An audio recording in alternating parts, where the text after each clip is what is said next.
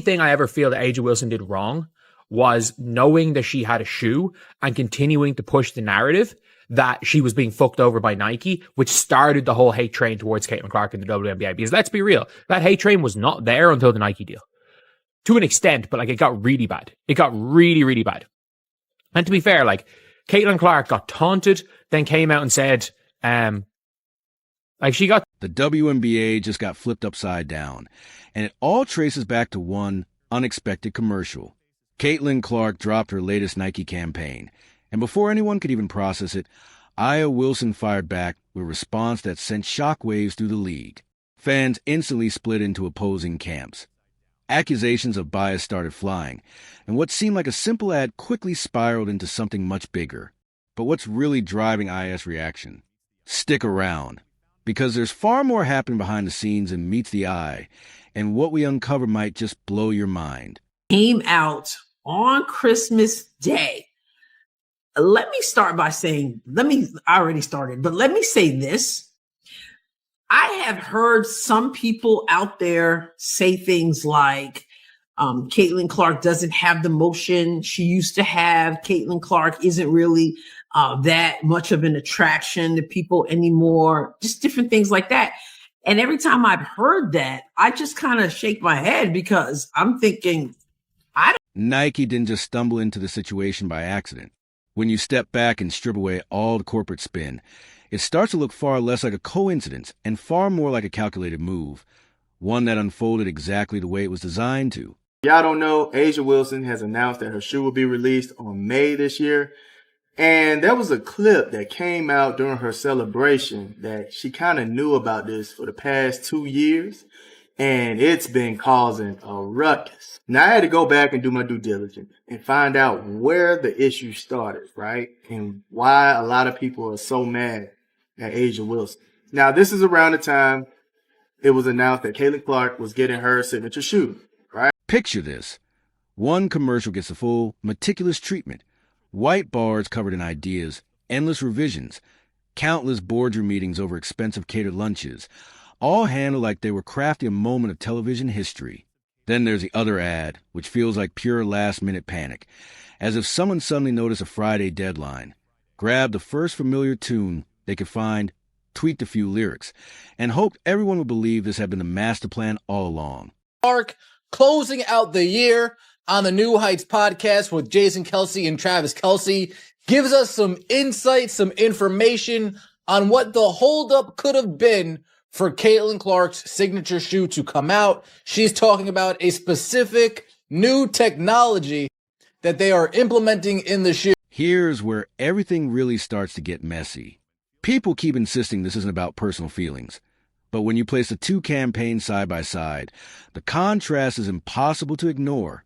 One feels like it's desperately fighting to make a lasting impression, while the other seems perfectly fine fading into next week's forgotten content pile. Aya Wilson's Nike moment comes off like a substitute teacher wheeling in an old TV and pressing play on a dusty motivational tape. Built around a children's song everyone learned before they could walk, with a few words swapped out and nostalgia doing all the heavy lifting. The result is like reheated pizza. It technically works. Nobody can call it broken, but you're definitely not texting your friends to check it out. Then Clark's commercial crashes the party and immediately takes control, like it belongs there. It has real weight, and the humor lands because it's grounded in genuine situations, not slapped on like cheap decorations. Caitlin Clark's rookie season helped the WNBA hit milestone TV and attendance figures, but Clark's emergence created a toxic, racially divisive narrative that she was almost single-handedly responsible for salvaging a league's foundation when built by mostly black player base. First of all, Caitlin Clark is 90% of the reason why the WNBA is even in a question for a lockout right now. Caitlin Clark is the only reason why these players are making $1 million a year. Let's be completely honest. Like, if you guys saw their viewers this year, Caitlin Clark games on ESPN had... The gap in effort isn't even trying to hide itself, and Nike absolutely sees it. This isn't a company that casually throws around millions and accidentally stumbles into symbolic messaging. Launching Caitlin Clark's campaign on Christmas Day, exactly 4 decades after Michael Jordan's iconic holiday spot, isn't some random scheduling fluke, unless Nike's entire marketing team suddenly forgot how to read a calendar. That date is a flashing billboard signaling this isn't just another athlete with contract, but someone they're betting can define a generation. And here's where it gets complicated. Aya Wilson isn't some fringe player chasing a sponsorship. She's powerful, respected, and backed by real hardware. She's been crowned the face of the league, earned MVP honors, and built her legacy on consistent excellence. But Clark brings a different kind of force. The magnetic pull that sells merch, fills arenas, dominates social media, and turns casual viewers into die-hard fans. Nike doesn't care about emotions or fairness, and they're not sentimental about yesterday's power rankings. They chase what's hot, and right now, Clark is generating enough heat to melt steel. In the Nike store today, and it said AJ on there, I'm guessing you would have named a lot of other athletes before you got to Asia Wilson. Okay? Or AW, however she gonna market that shoe, you ain't gonna know that it's Asia Wilson shoe. I'm sorry. And like I said, I love her game. I really do. But watching Clark's commercial unfold feels like witnessing a full-film crew invade a quiet suburban street and completely shatter the rhythm of ordinary life. One moment someone's tending their garden, and the next there are Nike trucks, professional lighting rigs, camera crews, and recognizable faces taking over the block. This isn't a small, casual investment. It's the kind of production that requires serious planning, permits, coordination, and absolute confidence that the end result will justify the chaos. Nobody shuts down an entire neighborhood on a whim. By contrast, Wilson's spot looks like something that could have been wrapped in a single afternoon without disturbing a soul or generating a single complaint. That difference isn't accidental. It's calculated, and it sends a message whether Nike intended it or not. Even the celebrity appearances aren't just flexing connections. They're adding credibility, tie into Clark's story, media presence, and public image, making the whole thing feel deliberate rather than random. Surprised. We were all excited. We were all thankful when Christmas Day, Nike unveils Caitlin Clark's newest commercial, the most original commercial that they have had in recent memory. Of all the past commercials they've dropped over the last 5 to 10 years, this Caitlin Clark From Anywhere campaign seems to be the most creative that Nike has been throughout that time span. Wilson commercial, by contrast, feels completely detached from any larger narrative. There's no memorable line, no lasting concept, and nothing that makes you want to share it with someone else. When it ends, it simply fades away, and you move on without feeling like you experienced anything meaningful. That isn't a reflection of her talent, but of limited creative vision, and this is exactly where accusations of bias start to surface. When two athletes under the same corporate umbrella receive vastly different levels of creative investment, it naturally raises questions about what's driving those choices. From Nike's perspective, the logic is brutally simple. Clark generates engagement at a level that demands attention, while Wilson, despite her accomplishments, doesn't currently create the same magnetic pull. Nike puts its money where it expects returns, and right now those projections are speaking loudly.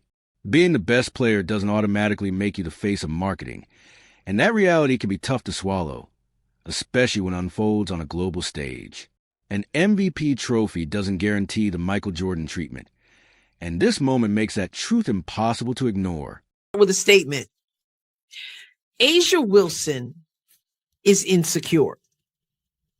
Now, there will be people who will hear that statement and will say, you got to be kidding. Asia Wilson is the most confident person you've ever met. She lets you know what she can do, what she has done, what she's been a part of building on and Nike's decision to link Clark to Jordan's legacy isn't casual praise. It's a massive business risk rooted in the belief that Clark can transform their women's basketball division in ways that reach far beyond the court. That's an enormous bet with equally enormous consequences if it backfires, but Nike has never shied away from bold moves when it senses cultural momentum shifting. The strange part is the timing. Rolling out a campaign this aggressive without actual products ready to buy is a strategic misstep that borders on laughable. That detail matters, because marketing doesn't just reflect reality, it helps create it. Wilson spent years comfortably at the top of the league's recognition ladder, stacking awards and respect, and now she's watching someone else receive the full royal treatment. That kind of shift has to be disorienting. Popularity can't be protected by statistics, and influence doesn't wait for permission before changing direction. Happy hit piece on Caitlin Clark, attacking her, attacking the fans, and trying to diminish her accomplishments. That's why I'm not a big fan of Time Magazine picking Aja Wilson for Athlete of the Year. I think this was pre-planned because they're saying a lot of crap about Caitlin Clark, her accomplishments. To me, the articles about Caitlin Clark has nothing to do with Aja. This whole situation exposes something professional sports usually try to keep quiet. Relevance is always shifting, and corporate grooming follows buzz, not just achievement. Clark's rise didn't erase Wilson's success, but absolutely reshuffled the visibility rankings. And that's where all the tension comes from. Nike didn't stumble into this comparison. They knew exactly what kind of debates, arguments, and theories would explode by placing these two campaigns in the same conversation. The visual storytelling is complicated, even if the business logic makes perfect sense on paper. The real question isn't whether Wilson deserved more investment. You could easily argue that she did, but whether Nike believes equal investment would deliver equal results. Their answer appears to be a firm no.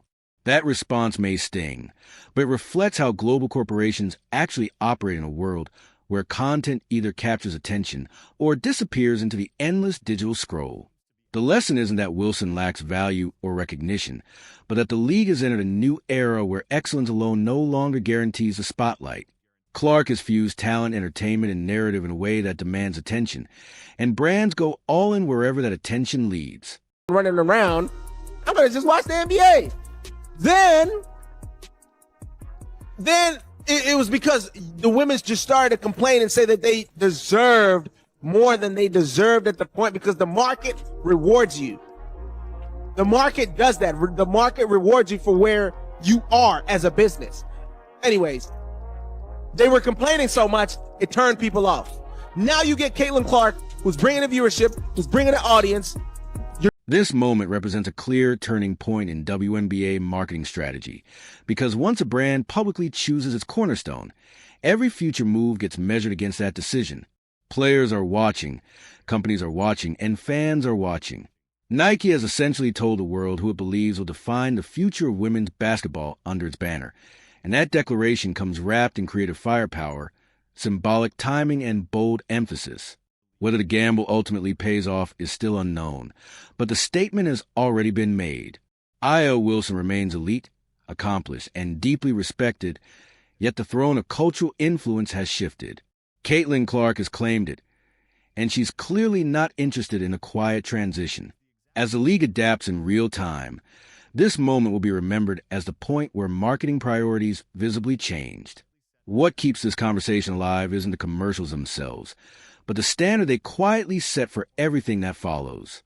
Once a brand as powerful as Nike makes its position this clear, pretending the pecking order is still flexible becomes nearly impossible. Every future campaign, sponsorship, and promotional launch will be measured against this moment, whether people want to admit it or not. The league has entered an era where attention drives investment, and investment shapes legacy long before careers are over. Clark has her own Nike basketball signature shoe on the way. And people are pointing out the fact that the 3 active WNBA players who have a Nike basketball shoe at the moment are Breanna Stewart, Caitlin Clark, and Sabrina Ionescu, all of a certain skin color. They're saying Aja Wilson doesn't have one, Candace Parker, Maya Moore, Brittany Griner. They're saying that Caitlin Clark has some type of privilege by how fast she got a Nike basketball signature shoe. Guys, please, let's cut the games. We all knew Caitlin Clark was going to get her own. Io Wilson now occupies a strange middle ground. Her accomplishments command respect, yet her marketing presence no longer dominates the main stage. That gap is striking in a league that spent years assuring its stars that excellence would naturally translate into visibility. Caitlin Clark's rise didn't merely challenge that promise. It completely rewrote the rules in real time, showing that momentum can bulldoze tradition without warning. The harsh reality is that this shift can't be undone. Even as Wilson continues to collect trophies, The center of gravity has already shifted, and brands rarely swim against that current. This moment will be remembered not just as drama, but as a precise turning point when dominance gave way to influence, and influence became the new benchmark that everyone must now chase.